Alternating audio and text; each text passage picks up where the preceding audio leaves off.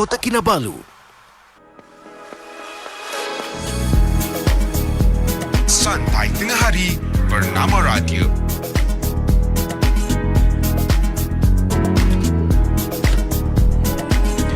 Assalamualaikum dan salam sejahtera untuk waktu ini. Kita terus dalam Zone Community Kawan Luar Biasa dan kita akan bawakan seorang tetamu kita yang cukup istimewa. Baru-baru ini telah pun bersama dengan Nazira Noran dalam satu program. Kita bawakan Ketua Pegawai Eksekutif Yayasan Orang Buta Malaysia. Kita bawakan Tuan Silaturrahim bin Dahman. Topiknya cukup menarik untuk hari ini. Buta mata, celik hati.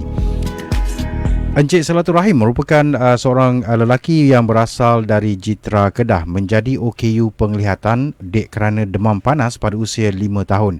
Kemudian menamatkan pengajian di College Sultan Abdul Halim sehingga tingkatan 5 sebelum ditawarkan melanjutkan pelajaran di Amerika Syarikat, dan di sana mendapat pendidikan lanjut di Overbrook School for the Blind and Carol Lee Center for the Blind dalam bidang assistive technology pada tahun 1989 hingga 2007.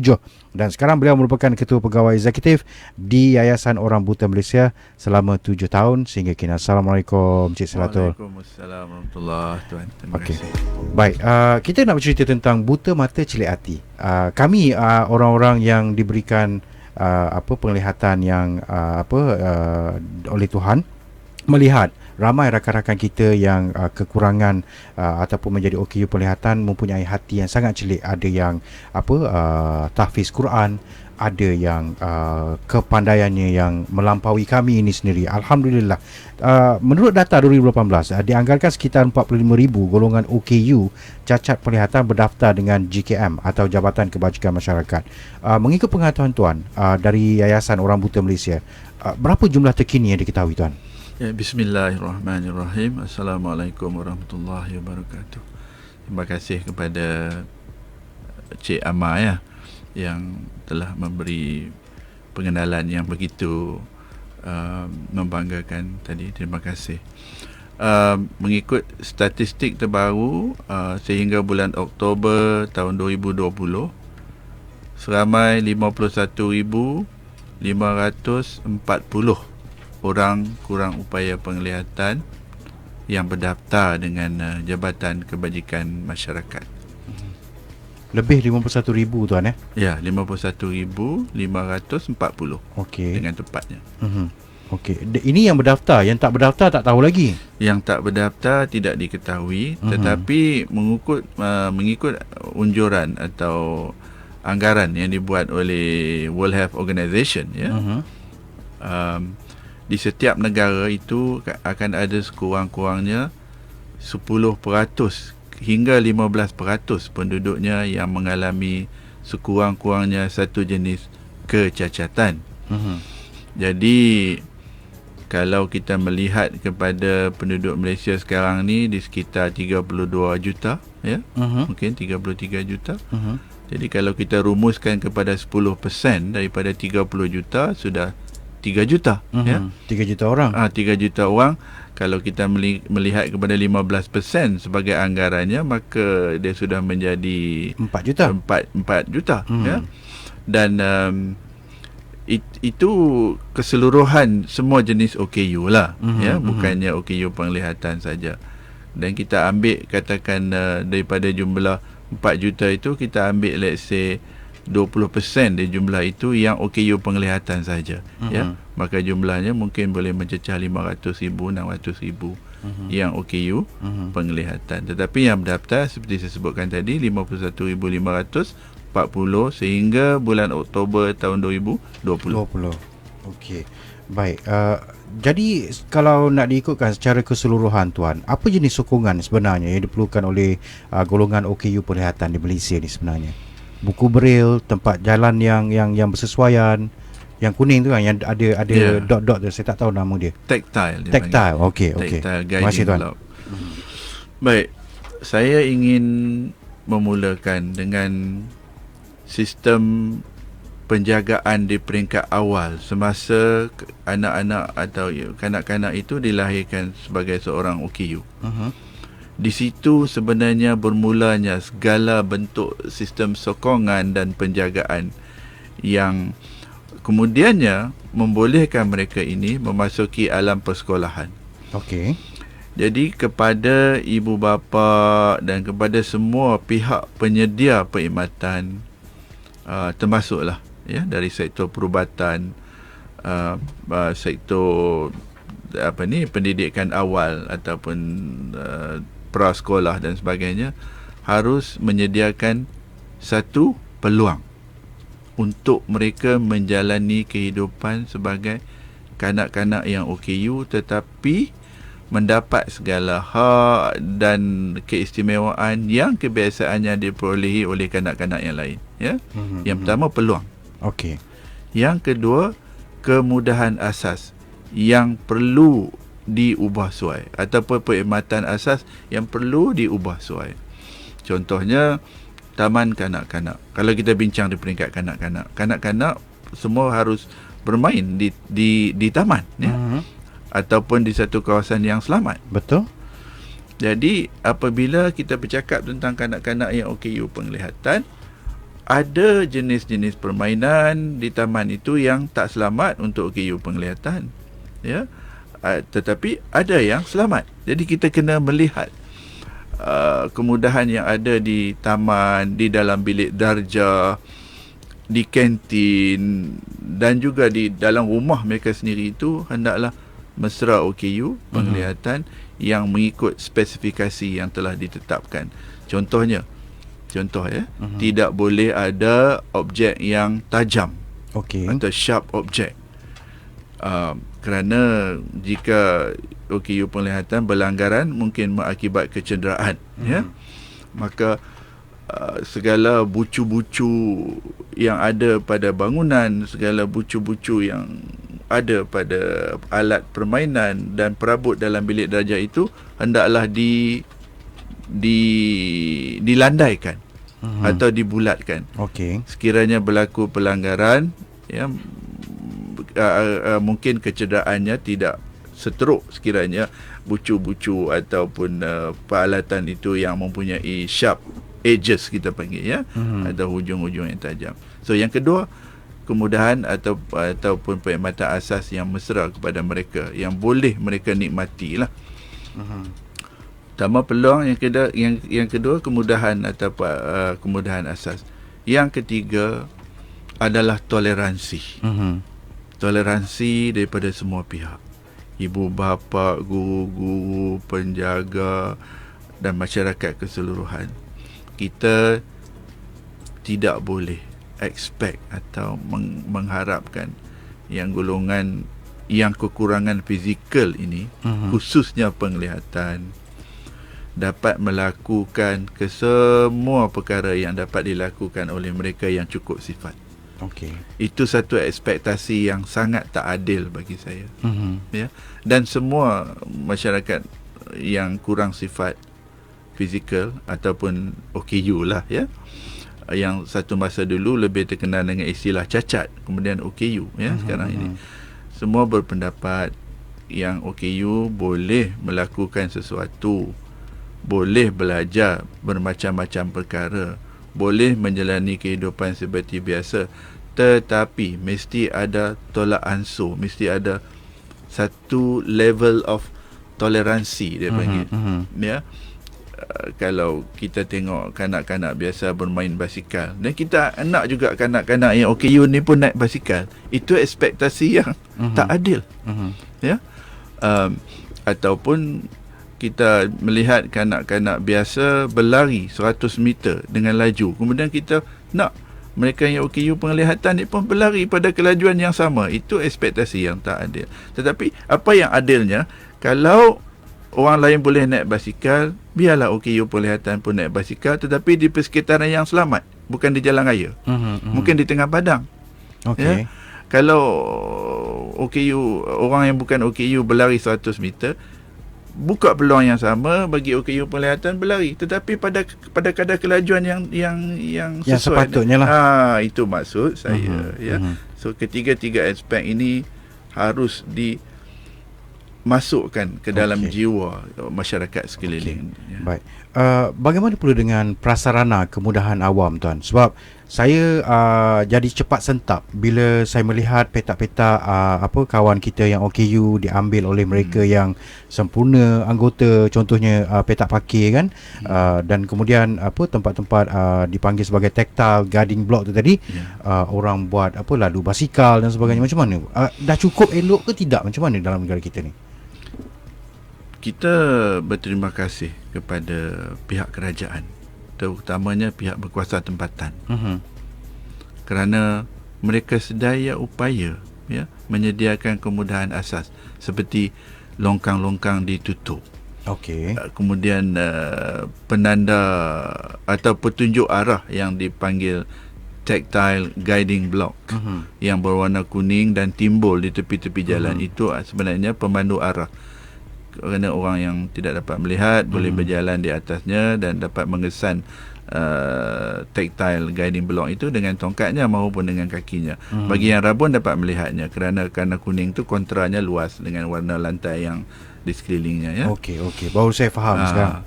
Tetapi malangnya, yang pertama, tak ramai yang tahu apa peranan laluan kuning itu. Ramai yang menganggap itu adalah make up jalanan saja ataupun hiasan untuk sebagai satu landscape untuk mencantikkan kawasan itu. Yang kedua, masalahnya ada yang sengaja tak faham, ada yang sengaja tak faham. Ini yang berat ni, yang sengaja tak faham dan menganggap tidak apa untuk mereka meletak basikal, motosikal, untuk mereka meletakkan gerai makan, meja makan, kerusi. Malahan ada yang meletak tong sampah, ya. Dan yang lebih menyedihkan dan mengejutkan, di kawasan-kawasan tertentu di atas laluan kuning itulah dipacaknya tiang lampu, tiang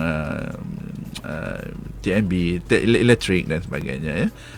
Pernah berlaku di 1-2 tempat.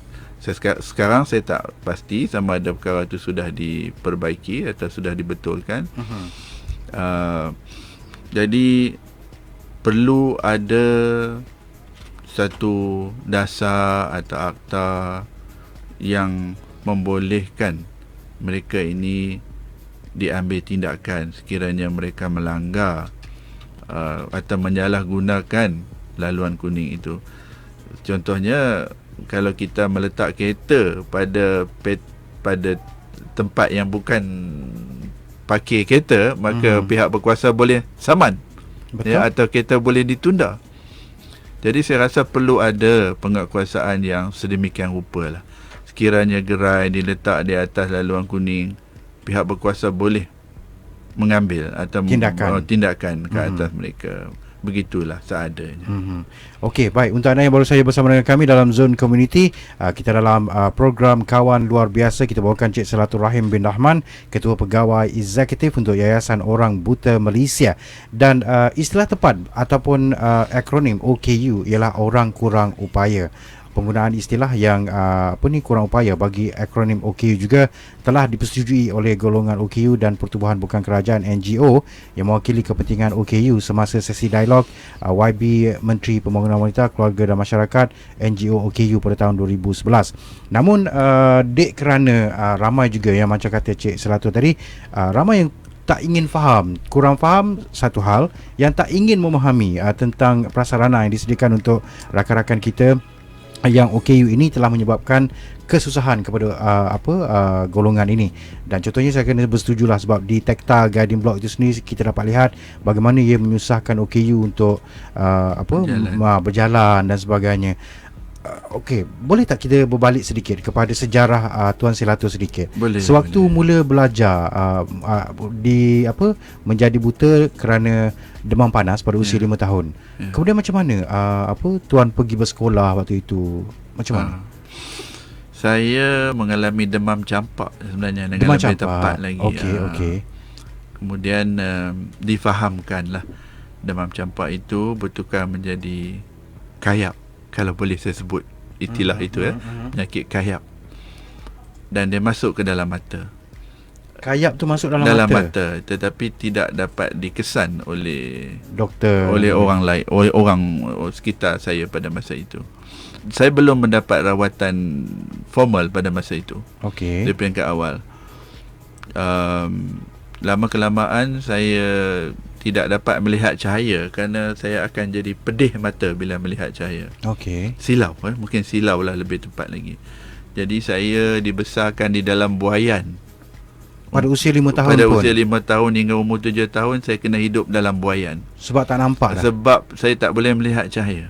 Okey. Dia nak mengelak daripada ternampaknya cahaya kerana di rumah tidak ada bilik kebal pada masa itu. Betul. Tidak ada bilik yang kalis cahaya. Jadi tindakan yang diambil adalah buat buaian di satu sudut rumah dan saya mesti duduk dalam buaian tu sehingga waktu petang atau senja baru boleh keluar dari buaian. Maknanya daripada mula terbitnya cahaya matahari saya mesti masuk buaian lah. Okey. Pada usia 7 tahun pada dia ingin usia- mengenali dunia, ingin ya. berlari bersama kawan-kawan. Ya. Sebelum itu memang saya seperti kanak-kanak yang lain, berlari, berlumba, berenang, ikut adik, abang, kakak yang lain. Jadi setelah 2 tahun saya hidup di dalam buaian, ayah dan mak membuat keputusan nak bawa saya ke hospital. Okey. Tapi bila pergi di hospital, pakar pada masa itu memberitahu dah terlewat kerana Kayap tu dah masuk mata tadi ni. kerana saya difahamkan kornea dah rosak lah, ya. Okey. Tapi pada masa itu orang-orang tua berkata biji mata hitam dah rosak, dia kata. Tapi sebenarnya itu kornea, iris dan sebagainya lah, ya. Okey. Jadi doktor mencadangkan keluarkan mata saya yang asal ni, masukkan mata palsu, Oh, kita panggil mata batu tu mata batu. Okey. Kemudian arwah ayah bertanya, boleh nampak ke kalau dengan mata batu itu? Dia kata tak boleh, just untuk kecantikan lah, dia kata. Dan Make up purpose saja lah. for medical, ya betul, make up purpose lah, cosmetic purpose lah kita panggil. Kemudian ayah tak setuju kerana ayah kata itu berbahaya. Bila matanya kelihatan cantik, dia berjalan berlanggar dengan orang, ya, orang anggap Orang dia kita ni sengaja. okey kan. Ataupun orang tak bantulah bila tengok mata cantik, ya. Jadi ayah kata tak perlu. Kemudian pada usia saya 8 tahun begitulah, ayah cuba pergi melawat sekolah untuk kanak-kanak OKU penglihatan di Pulau Pinang, ya. Okey. Saya dari Kedah. Sepulangnya dia dari sekolah, dia kata sekolah itu tak sesuai kerana diuruskan oleh bangsa asing, agama asing. Waktu itulah. Ya, waktu itu. Missionary school. Sebab dia missionary school, ya. Okey. Sekolah itu namanya St. Nicholas School Okey. for the Blind, Okey. yang ditubuhkan oleh penjajah pada tahun 1926 di Melaka, kemudian dipindahkan ke Pulau Pinang pada tahun 1936, ya. Jadi pada tahun 70-an tu dia masih diuruskan sepenuh lagi, sepenuhnya lagi oleh pihak missionary atau gereja Anglican pada St. George's Church pada masa itu. Kemudian 3 tahun selepas itu, setelah mendapat nasihat daripada jiran-jiran, daripada ketua kampung, ya, ayah terpanggil untuk daftarkan saya dengan JKM dan hantar juga pergi ke sekolah tu. Jadi di situlah bermulanya alam persekolahan bagi saya. Pada usia 11 tahun. Pada usia 9 tahun. 9 tahun. Okey. Saya lewat 2 tahun. 2 darjah lah tertinggal. 2 darjah. Jadi bermulanya persekolahan dan bahasa pengantar di sekolah itu pada masa itu adalah bahasa Inggeris. Masa tu tak tahu lagi bahasa Braille apa semua. Tak tahu. Saya Okey. memang tak tahu. Saya tak pernah dengar perkataan Braille. Okey. Saya difahamkan bila kat sana nanti kamu akan diajar tulisan timbul, katanya. Tulisan timbul. Yalah, bahasa orang tua dulu. Timbul. Jadi saya duk bayangkan seperti nombor kereta, nombor plate Timbul. kenderaan dia timbul. Tak apa, ringkaskan cerita, bila hari pertama saya didedahkan dengan Braille, bagi cikgu beritahu, inilah tulisan yang kamu akan belajar sepanjang hidup, yang kamu akan guna sepanjang hidup kamu. Ya apa ni tulisan bintik-bintik ni? Bintik-bintik. So dia ajar mengenali 1 titik A, 2 titik B, Kemudian 2 titik juga C dia kata, tapi the position is different lah ya. Kalau B kedudukan dia lain. kedudukan lain. Kalau D 3 titik, E 2 titik balik. So on and so forth. Kemudian saya dapat, alhamdulillah lah, saya dapat menguasai dengan baik. Kemudian cuma kekangan utama saya pada masa itu adalah dari segi bahasa. Sebab segalanya belajar dalam bahasa Inggeris ya. Kecuali untuk subjek bahasa Melayu lah. Yang selebihnya belajar di dalam bahasa Inggeris. Kemudian saya tamat darjah 6 di sekolah itu dan ditawarkan belajar di College Sultan Abdul Hamid sebenarnya, bukan Sultan Abdul Halim. Maafkan kami. College Sultan Abdul Hamid di Alostar, yang ini sebuah sekolah untuk orang biasa, untuk pelajar biasa. Sekolah terkemuka ni tuan. Sekolah Izinkan. terkemuka, Dia bukan betul. senang. Saya celik mata ni pun macam, wih, ini masuk Kolej Sultan Abdul Hamid ni kan. Hamid. Macam wow. Alhamdulillah. Betul. Itulah dia maksud tadi celik hati tu. Alhamdulillah mungkin itu. kemudian ke American Syarikat. Kemudian bila saya tamat SPM, ditakdirkanlah dengan kehendak Allah, saya dapat best student in the school. Subhanallah. Pada masa itu pelajar ramai lah, pelajar ada 1,500 orang pelajar ya, college. So I happen to be lah the best student.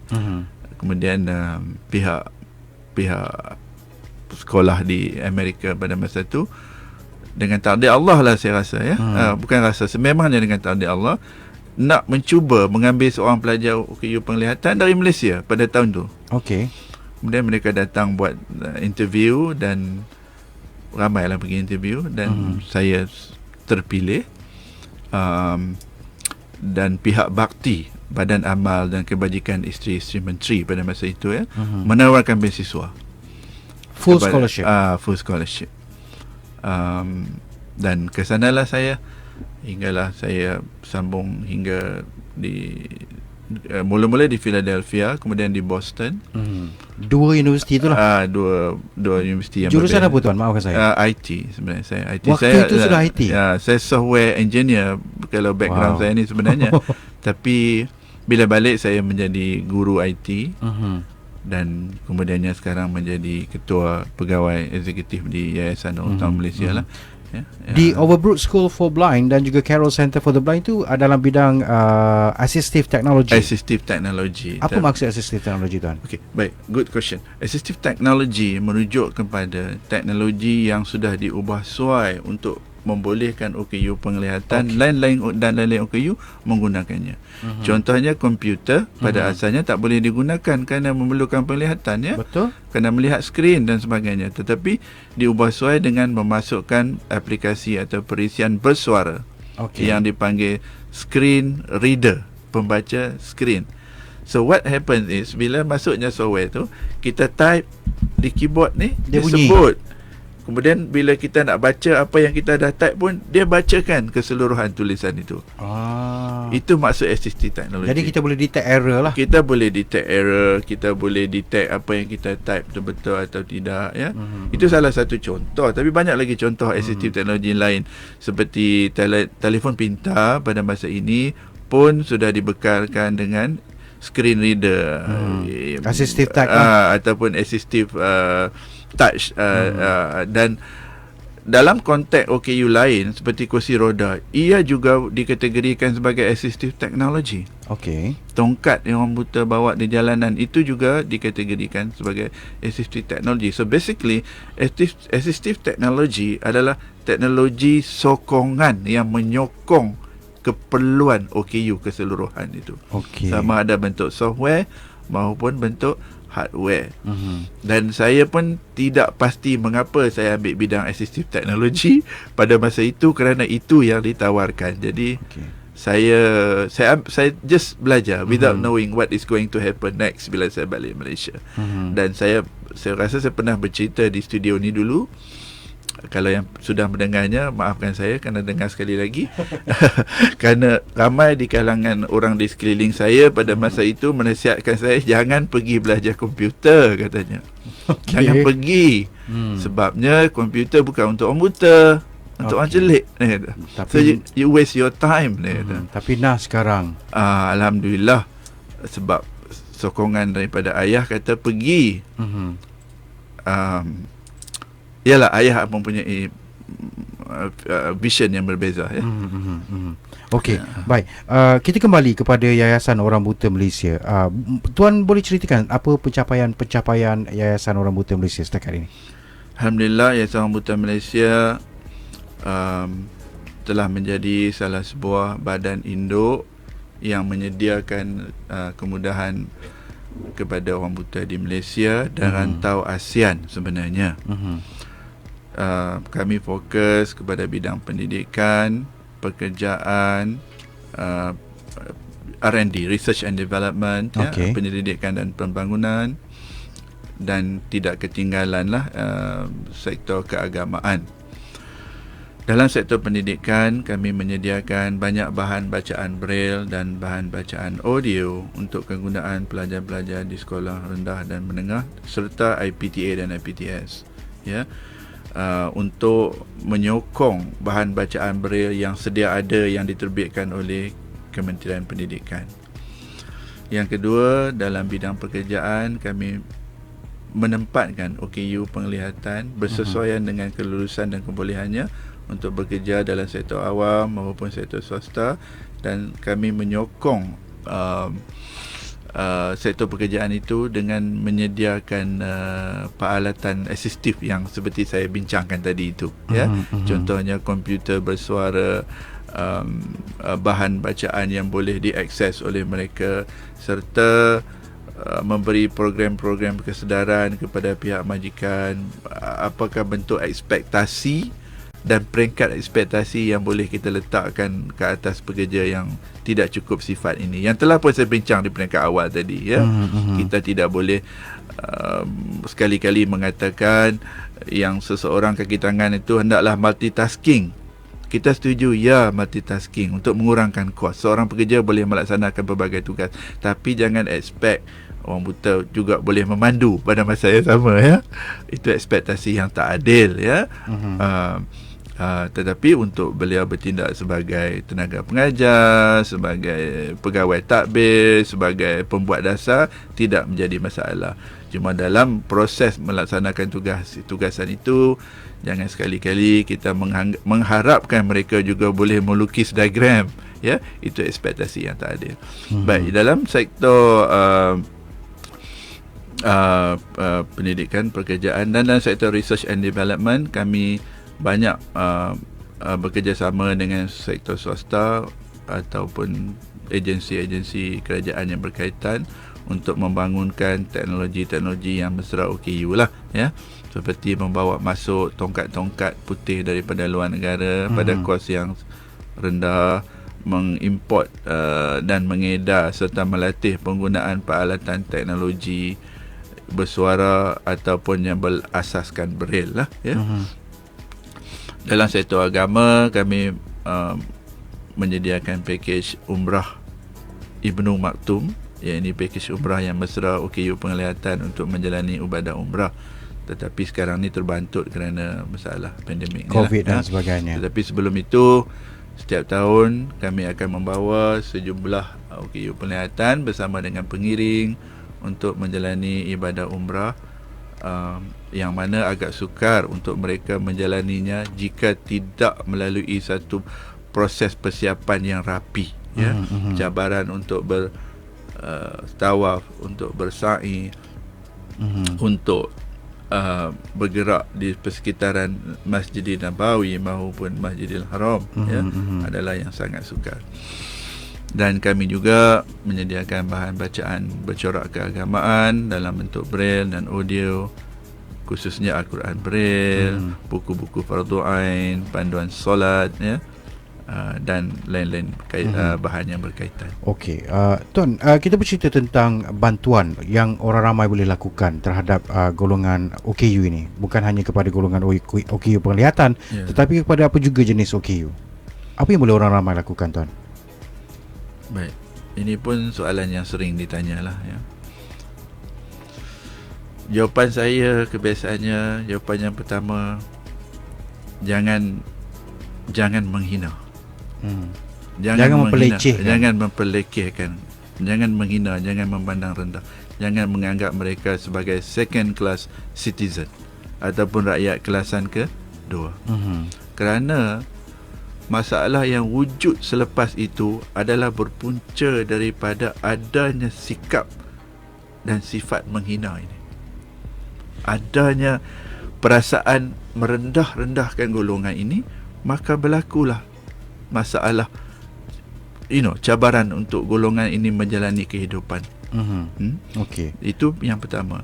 Masyarakat, saya menyerulah kepada diri saya, keluarga saya, orang di sekeliling saya dan seluruh rakyat Malaysia yang mendengar program ini, jangan menghina, kerana kekurangan sifat bukan pilihan individu itu, bukan pilihan keluarga, bukan pilihan negara.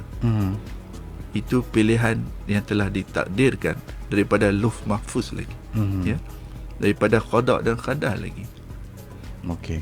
Baik, yang kedua, bila ada sifat yang positif terhadap mereka ini, sifat redha melihat mereka ini OKU, ya, dan redha ni hendaklah diambil oleh kedua-dua pihak, OKU dan bukan OKU lah, ya.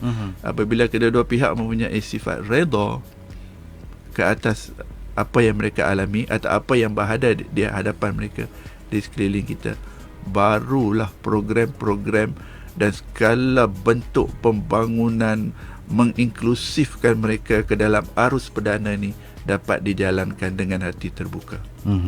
Amin. Okey, tapi macam kita cakap tadi jugalah, tahap kesedaran masyarakat itu penting, tuan. Tahap kesedaran itu perlu dititik beratkan bahawa golongan ini memerlukan sokongan kita. Tadi tuan cerita tentang kelangsungan hidup. Minta maaf kalau soalan ini mungkin mencetuskan rasa yang tak puas hati dalam kalangan rakan-rakan kita. Bagaimana pula dengan rakan-rakan kita yang golongan OKU Perlihatan yang menjual tisu, coklat dan sebagainya di tepi jalan dan sebagainya? Saya menghormati mereka, dan pertubuhan kami yang menyediakan perkhidmatan untuk OKU Penglihatan juga menghormati mereka, kerana mereka bekerja walaupun sebagai penjajah tisu. Mereka bekerja walaupun sebagai pemain muzik. Ya. Tidak meminta-minta. Tidak meminta-minta dan tidak meragut, tidak mencuri. Ya. Tapi ada yang mengatakan bahawa yang jual tisu ni ada juga yang diiringi oleh warga asing. Dikatakan ada sindiket. Baik, ini saya nak jelaskan, ya.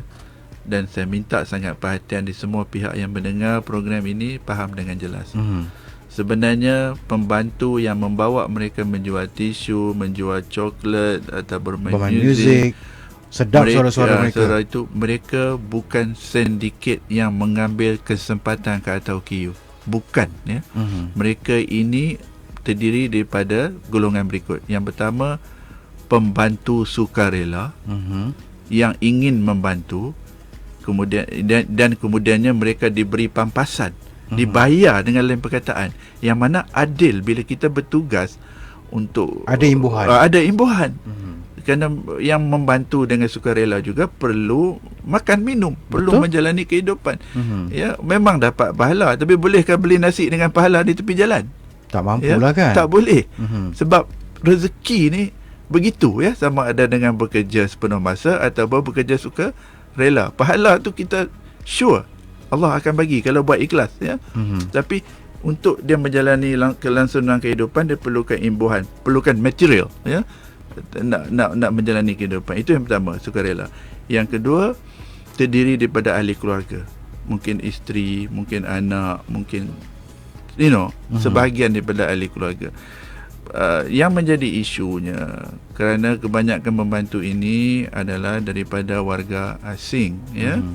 Sebab orang kita malu. Sebab orang kita tak ada yang sanggup melakukannya, ataupun tidak perlu pekerjaan yang begitu, kerana mungkin mereka memiliki pekerjaan yang lebih baik, ya. Wallahualam. Dan jangan sekali anggap yang semua yang membantu itu adalah pembantu. Ada juga isteri kepada yang OKU itu, ya. Ada yang kakak atau adik jiran dan sebagainya, ya. Tapi basically mereka bukan sindiket, ya. Jika ada sekalipun sindiket, satu atau dua itu di luar pengetahuan pihak pertubuhan, di luar pihak pengetahuan pihak berkuasa. Dan kalau kalau pihak kami mengetahuinya, kami juga akan mencari jalan untuk menyelesaikan. Untuk membantu. Jadi orang-orang kita ni daripada mengata, lebih baik bantu. Ya, betul. Kan? Apa salahnya hulur RM1 2, tak ambil tisu pun tak apa. Kan? Daripada duduk mengata je. Okey, baik. Bila mereka ni bekerja sendiri, sebab kita tahu ada ramai OKU Penglihatan ni bekerja sendiri. Adakah ini bermakna peluang pekerjaan ditawarkan kepada mereka ni tak cukup, Tuan? Secara ringkas. Secara ringkasnya terdapat 2 kategori OKU lah ya. Pertama, yang berpendidikan kebiasaannya akan mendapat peluang pekerjaan yang setimpal dengan kelulusan dan kebolehannya. Dan yang keduanya, golongan OKU yang mungkin kurang bernasib baik, tidak dapat menjalani proses pendidikan formal ya, ataupun terkandas di separuh jalan. Maka mereka inilah yang ramai kita dapat lihat menjadi penjajah dan sebagainya ya.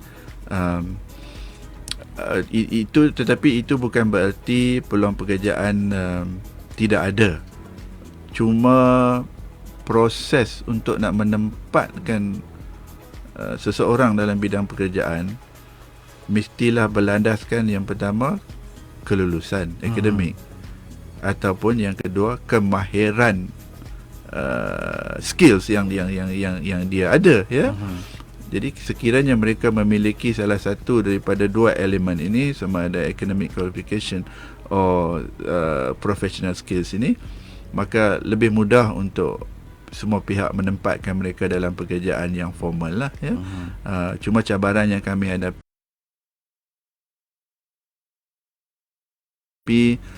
sebahagian daripada OKU yang kita dapat lihat di bergerak sebagai penjaja pemain muzik itu, kadang-kadang itu adalah pilihan mereka.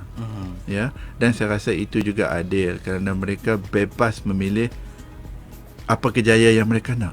Dan dirasakan bersesuaian dengan bakat dan sebagainya. Serta dengan lifestyle dia. Ya. Tetapi kalau peluang, berbalik kepada peluang saya sebut awal tadi. Tetapi kalau peluang untuk mereka bekerja wujud di peringkat awal, di peringkat mereka baru tamat pengajian, baru tamat graduation from the university, mungkin itulah pekerjaan mereka yang akan mereka lakukan. Tapi malangnya tidak ada pekerjaan dan mereka tidak boleh terus hidup dengan bergantung kepada keluarga. Betul. Mereka melakukan sesuatu, menjajah, memain muzik dan sebagainya. Apabila kita melakukan sesuatu itu dalam satu tempoh yang lama, kita selesa, maka agak sukar untuk kita nak keluarkan mereka daripada comfort zone mereka. Betul. Daripada juga zone selesa.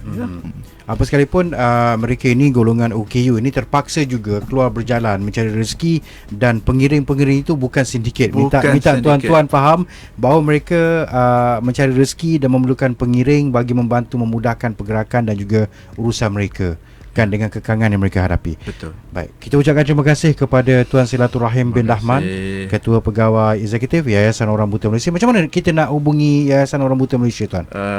Cik boleh melayari laman Facebook kami, ini Yayasan Orang Buta Malaysia, ataupun kami mohonlah semua pendengar untuk like atau follow kami punya official page ya, www.facebook.com/Yayasan Orang Buta Malaysia, ataupun boleh melayari halaman sesawang kami www.mfb.org.my ya.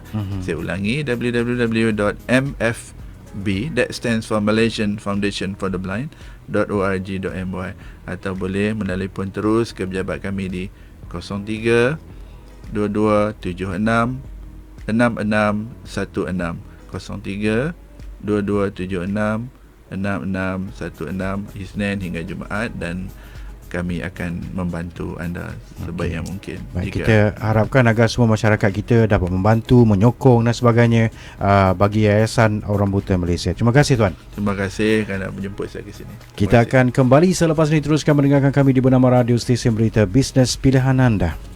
Tips norma baru di Pusat Pemindahan